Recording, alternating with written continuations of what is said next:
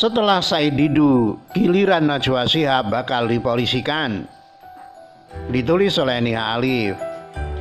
Para oposisi yang mengambil celah untuk mengumbar kebencian pada pemerintah lewat pandemi corona mulai menemui getahnya. Setelah Said Didu berurusan dengan Luhut akibat video penghinaan yang berujung dirinya dipolisikan, kini giliran Najwa Shihab. Baik Said Didu atau Najwa dipastikan enggan minta maaf lantaran mengedepankan harga dirinya. Paling banter mengirim klarifikasi atau koar-koar di media. Kalau Said Didu ketahuan bernyali ciut dengan menghindari pemanggilan kepolisian dengan alasan corona. Bagaimana dengan Najwa? Apakah nyalinya akan segarang ucapannya saat menguliti narasumber atau akhirnya bernyali ciut? Ini semua juga akibat ulahnya yang menghina pekerjaan anggota DPR. Sebelumnya dilansir okezone.com, anggota Komisi 3 DPR fraksi PDIP Arteria Dahlan menyayangkan sikap Najwa Shihab yang mengkritik parlemen dalam sebuah video surat terbukanya kepada DPR RI. Menurutnya apa yang disampaikan oleh Najwa Shihab dalam video tersebut cenderung provokatif dan tidak benar. Saya kaget sekali, kok Najwa berstatement seperti itu? Secara terang-terangan menista, menfitnah, serta menyerang kehormatan anggota dan institusi DPR. Apalagi dengan mengumbar informasi yang tidak benar, kata Arteria dalam keterangannya Senin 4 Mei 2020. Arteria pun menyarankan agar Najwa Shihab dapat melontarkan permintaan maaf atas statementnya tersebut. Apalagi statementnya sudah dikonstruksikan dan sengaja benar-benar untuk memfitnah serta menista pribadi maupun anggota DPR. Saran saya secara pribadi selaku anggota Komisi 3 DPR RI, selaku anggota Badan Legislasi DPR RI dan selaku Deputi Penerangan Umum Satgas lawan COVID-19, DPR RI meminta Najwa minta maaf, tegasnya. Ia pun merasa pernyataan tersebut memiliki konsekuensi dalam hukum yang serius, apalagi dikeluarkan saat situasi pandemi COVID-19 yang dimana semua pihak membutuhkan situasi yang kondusif. Saran saya, ini bulan puasa, saatnya perbanyak ibadah, bukan hibah. Najwa perbaiki diri, selama ini kan kerjanya terkesan mengumbar aib dan ghibah orang serta mempermalukannya di depan publik, ujarnya. Sadarlah sebelum terlambat, perbaiki diri. Apa perlu kita umbar ke publik aib dan dosa serta moralmu? Apa perlu jalur hukum yang akan menjadi penentu hidupmu?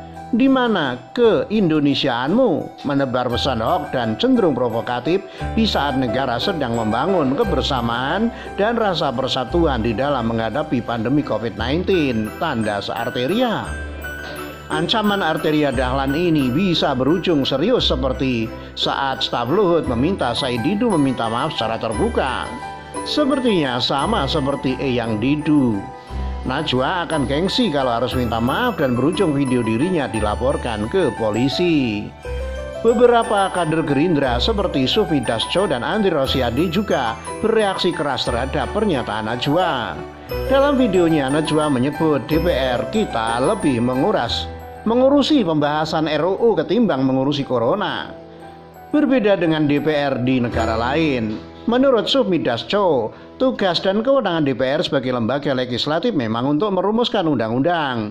Jadi aneh kalau DPR sampai mengambil kewenangan ranah eksekutif. Tentu saja apa yang disampaikan Najwa lebih berbau provokatif ketimbang hanya sebuah kritik. Seperti pertanyaannya soal beda mudik dan pulang kampung yang membuat Jokowi dibully para oposisi. Andri Rosiade juga sempat menyebut kalau Najwa diam-diam mengambil untung dengan menjadi mitra prakerja dengan rebutan triliunan rupiah uang negara.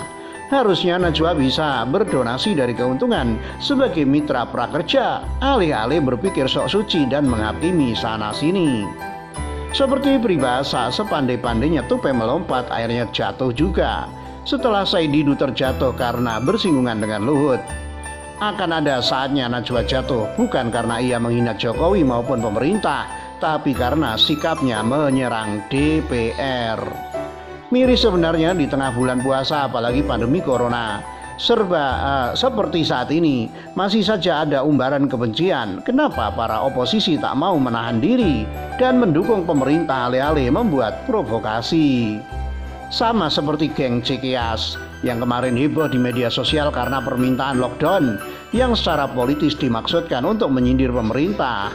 Mustahil rasanya anak SD memiliki perspektif penanganan pemerintah, apalagi membandingkan dengan negara lain. Kalau perlu pihak sekolahnya memberi klarifikasi apa benar ada tugas sekolah seperti itu. Setelah semua heboh akibat ulah Cikeas, kini mereka kembali mengkambing hitamkan Jokowi.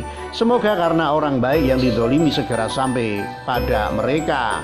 Jokowi yang diserang Said Didu dan Najwa tapi diam, lalu membuat keduanya tersandung kasus hukum. Bagaimana dengan Cikeas? Semoga saja kasus korup lama mereka kembali terbuka. Begitulah kurang-kurang ditulis oleh Nia Alif, dilansir dari Siwet.